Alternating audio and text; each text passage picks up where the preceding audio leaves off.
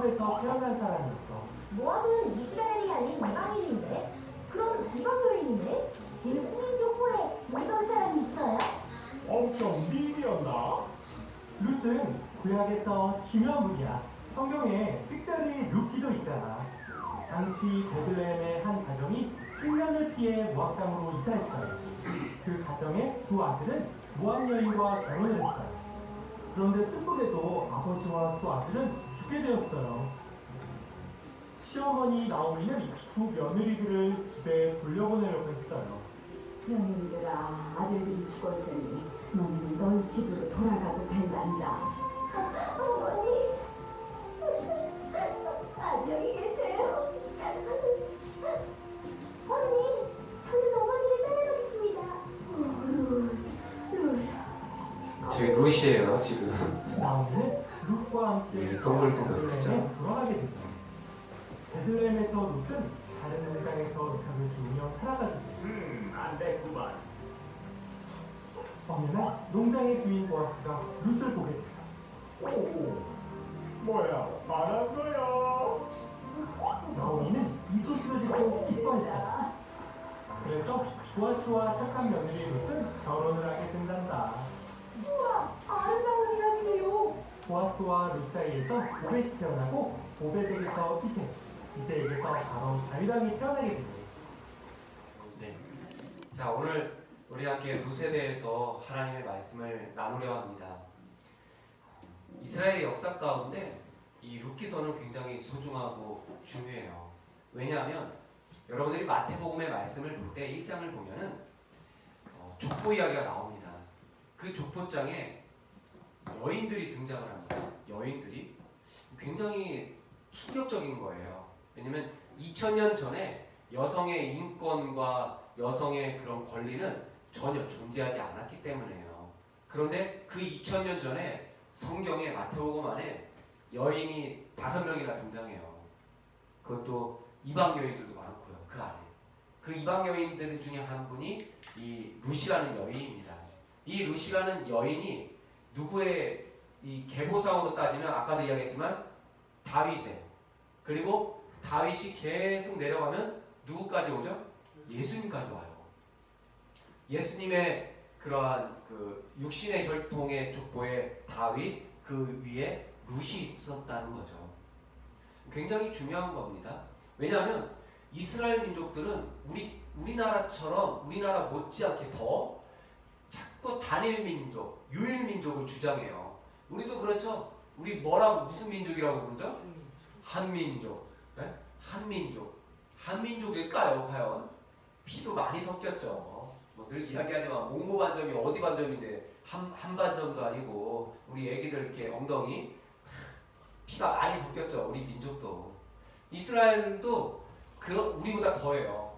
그래서 한때 북이스라엘이 멸망했을 때에 사마리아에서 아수르라는 나라에서 북이스라엘의 나라를 어떻게 하냐면 다 피를 섞었죠. 이방인들과 결혼시키고. 그래가지고 남쪽 유다 사람들이 지금도 북쪽 이스라엘 사마리아 사람들을 좋아하지 않아요. 그렇게 서로가 앙숙이 되고, 왜 니네 하나님의 백성이 이방인과 성경의 이방인과 결혼하고 살지 말라고 했는데 너희들은 왜 이방인과 결혼하고 살고 우상 숭배를 했냐? 라는 거죠. 그러나 성경은 늘 이방인과 결혼을 했던 본문도 있다라는 것 제가 늘 이야기하죠. 그래서 중요한 이 룻이라는 여인이 참 대단하다는 것과 그런 시대 속에서 이방인, 거기에 여자, 이런 이방인과 여인 모두 이스라엘인들이 꺼려하는 모든 부분들을 가지고 등장한 인물이 룻이라는 여인이에요. 대단한 거죠. 마치 우리나라의 역사로 따지면 저는 문득 생각나는 인물은 장영실. 여러분 장영실 아시죠? 네, 세종대왕이 아주 아껴하는 과학자죠. 출신이 어디 출신이에요? 이 노비 출신이죠? 맞지, 성민아? 네? 아니야? 내가 틀렸니? 맞아요. 맞았어? 그래. 그렇게 해서 이 출신과 상황을 개의치 않고 좋은 아주 위대한 자리에 올라온, 위대한 자리에 올라온 그러한 인물이 장영실. 저는 이러한 룻이라는 여인도 그런 인물로 보면 돼요. 성경에서 뭐 가장 밑바닥의 계급, 당시에 그런 계급, 또 이방인, 뭐 사마리아인들도 그랬지만 이런 아픔들. 그런데 하나님의 역사가 누구를 통해서 일어난다는 거예요. 바로 이렇게 가장 연약하고 가장 작은 이들을 통해서 하나님의 역사가 일어나요. 신약 성경에서도 마찬가지입니다. 예수님이 많은 이들을 고쳐줘요. 많은 사람들을 고쳐주고 다니시지만 그 예수님의 고쳐주심을 누가 전하는 줄 아십니까? 네, 많은 이들이 손가락질하고 멀리했던 그 나병 환자들, 그 앉은 뱅이 환자들, 앞 못 보는 환자들 모두 뭐 미쳤다라고 하는 사람들에게서 버림받고 멀리 도외시됐던 사람들이 예수님을 만나고 예수의 사랑을 전한다라는 거죠. 오늘도 그럼 하나님은 어떤 이들을 통해서 일할까요? 어떤 사람을 통해서 일할까요? 연약하고 작은 이들을 통해서 일한다라는 거죠. 그래서 저는 늘 그런 생각을 해요. 우리의 믿음의 공동체가 자꾸 연약해 보일지언정 더 큰 일을 감당할 수 있는, 주의 일을 감당할 수 있는 그런 공동체가 되지 않나, 저는 그런 생각을 합니다. 그래서 그랬죠. 자, 그러면은 그렇게 믿음의 계보를 이어가는 데 있어서 첫 번째 하나님의 마음은 무엇일까요? 궁율의 마음이에요. 궁율. 룻기서의 핵심, 신학교 때 공부하고 성경 공부 때 룻기서를 공부하면 항상 나오는 키워드는 궁율입니다. 왜? 룻이 그 홀로 남겨진 시어머니를, 사실 남남이잖아요. 뭐 신랑도 다 이제 이 세상에 없고 남남이죠. 그래서 시어머니가 야 떠나라. 너 나랑 무슨 관계가 있냐? 가서 이제 새로 결혼하고 니네 나라 사람 만나고 그렇게 해라. 보내주죠. 근데 어때요? 한 며느리는 갔지만 룻은 떠나지 않고 어머니를 따라와요. 어머니를 지켜주려고. 어떻게 보면 이 룻기서에 나오는 궁율의 마음이 우리 민족의 사상으로는 그냥 뭐 효사상이 가미되어 있을 수도 있어요. 하지만 효와 궁율은 좀 다르답니다. 궁율은 가엽게 여기며 품어주고 사랑해주는 그런 폭넓은 마음이에요. 룻이라는 여인이 자신의 시어머니를 향해서 그러한 마음을 품었다라는 거죠. 그러한 마음. 그래서 그 마음이 누구의 마음이냐? 하나님의 마음이라는 거예요. 하나님의 마음은 궁율의 마음이라는 거죠. 믿음의 계보를 이어간다라는 것, 믿음의 사람들의 가문이 이어진다라는 것은 반드시 무엇이 중요한가라는 것을 우리에게 던져주는 것은 그 첫 번째, 궁율이랍니다. 궁율. 하나님의 사람, 그리스도인, 예수 믿는 사람들에게 이 궁율의 마음이 없으면 안 돼요. 때론 우리가 손해볼 수도 있죠. 그러나 그리스도의 정신으로 우리가 나간다면 우리는 달려가야 되는 거예요. 그리고 더 줄 수도 있는 거죠. 제가 이제 어제 있었던 일인데 저희 이제 커피숍 커피에 대해서 이제 생두를 구입하는 업체 그 대표님 지사님이 있어요. 근데 이런저런 이야기를 나누다가 또 우리 선교에 관련 일을 나누다가 이제 금액 문제를 상의하다가 그 지사님이 그러더라고요. 저에게 이름도 같아요. 저와. 그 지사님께서 목사님 만약에 정말 선교를 위한 것이라면 저는 더 감수할 수 있습니다. 멋지죠? 그러면서 저에게 한마디 하시는 게 목사님 저는 이거를 위해서 이 사업을 합니다. 라는 거예요. 제가 원래도 평상시에도 참 좋으신 분이신데 더 좋았어요. 마음이. 그래서 이번 주에 만나러 가는데 내가 주의 일을 위한다라는 것이라면 내가 더 나눠줄 수 있다라는 마음. 사실 궁율은 거기서부터 시작이 될 수도 있어요. 궁율의 마음은 하나님의 사랑으로 이 연약한 이들이 서간다면, 이 연약한 사람들이 세워진다면 우리는 궁율의 마음으로 내 것을, 나의 소중한 것들을 조금 더 나누어 줄 수 있다라는 거죠. 룻이 그것을 했던 거예요. 그녀의 젊음을 포기하고 그녀의 삶을 모두 포기하고 낯선 땅 이방 땅에 가서 살아버리게 된다는 거죠. 어머니만 알 수도 없죠. 참 힘들잖아요.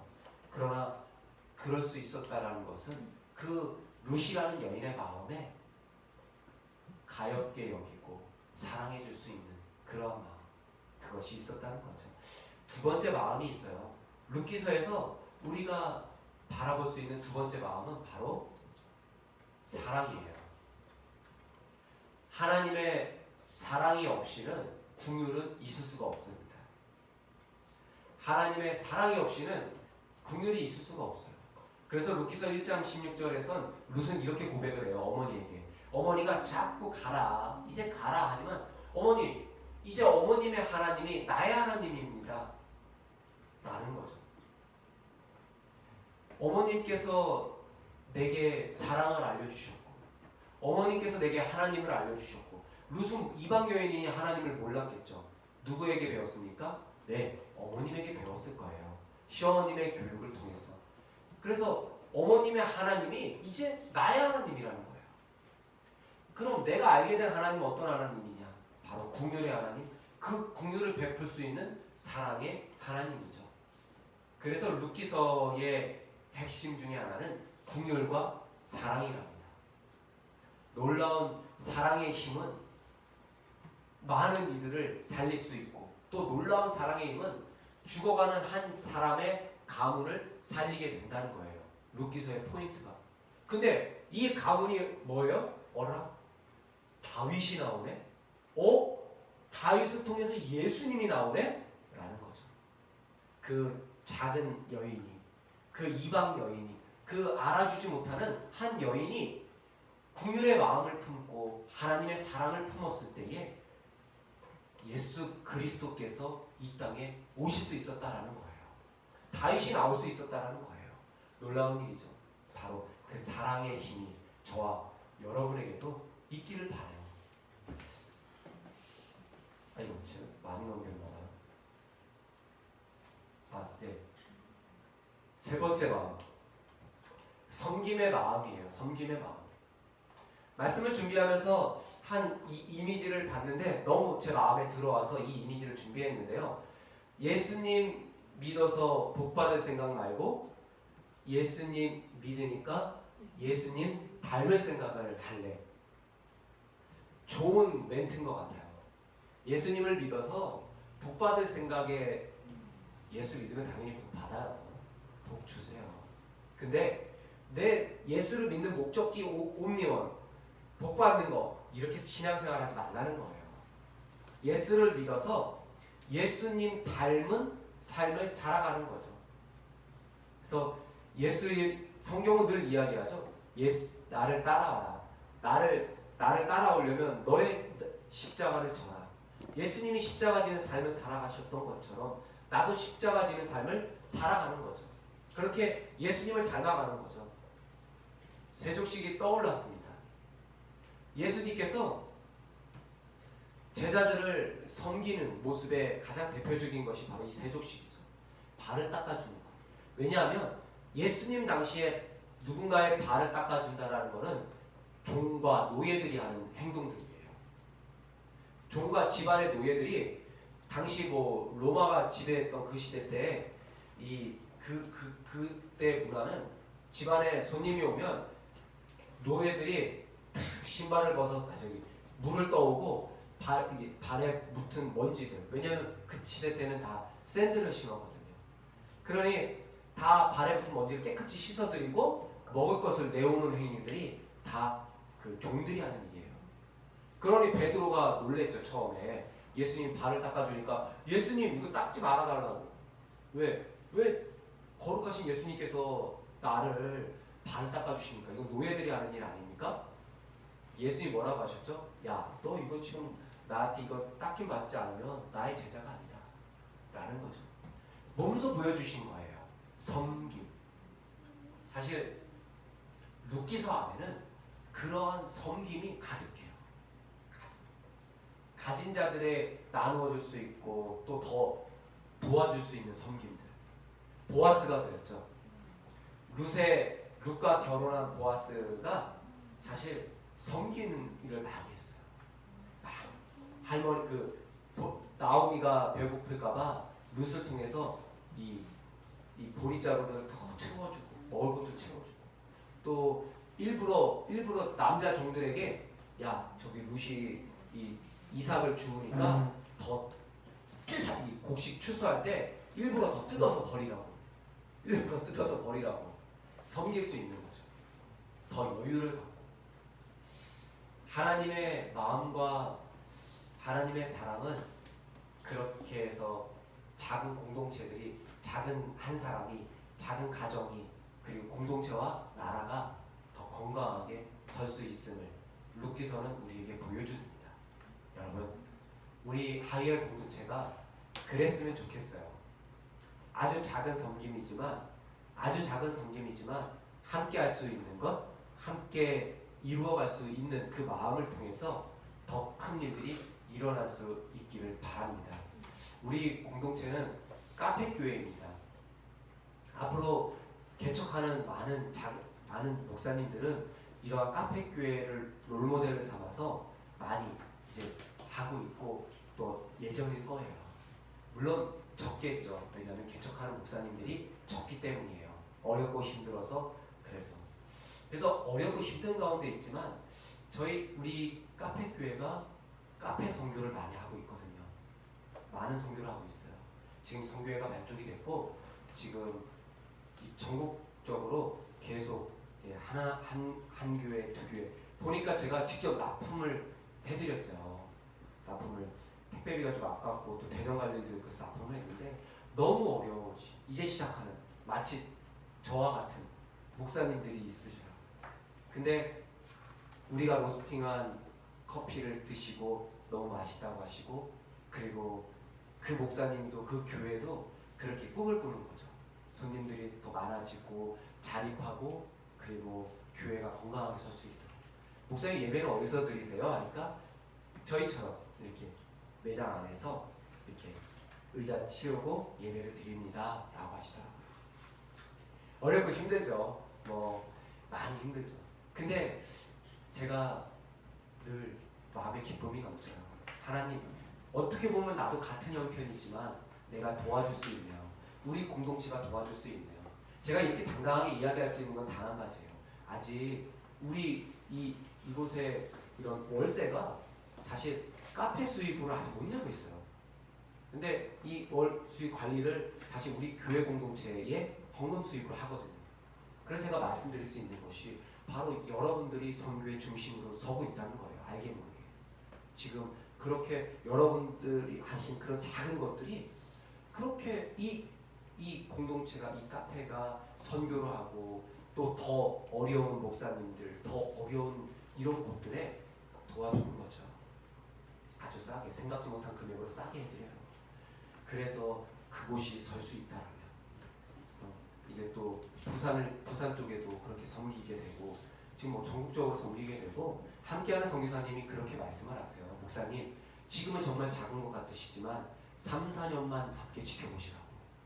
생각지 못할 일들로 우리는 큰 일들을 감당할 거라고 이야기를 하시더라고요. 보니까 그게 그려지고 있어요. 저도. 여러분 그 중심에 그런 선교의 중심에 우리가 있다라는 거예요. 우리가. 그래서 저는 그런 여러분 자부심을 가지라 그런 말씀을 드리고 싶은 거예요. 우리가 아무것도 안 하고 있어. 아니요. 이미 어마어마한 메가처치급의 교회들이 잘 못하고 있는 것들을 우리는 그 틈새를 바라보고 섬기고 있다는 거예요. 전문화되고 특성화된 선교의 중심에 우리가 된 거고 언젠간 이러한 것들이 또 롤모델이 돼서 많은 이들이 또 찾아오고 더 배우고 섬기겠죠. 지금도 목사님은 그렇게 섬기고 있습니다. 여러분 섬김, 사랑, 또 궁유 이러한 마음이 우리 안에 가득 넘치기를 바라요. 직장에서는 직장에 맞게 FM대로 제대로 하세요. 하지만 만약에 이게 내가 그리스도의 사랑으로 해줘야 될 사항이다 라고 할 때는 아낌없이 줄 수 있는 마음. 거기서부터 주님께서 우리를 통해 역사하신다는 겁니다. 기도하겠습니다. 하나님 감사합니다.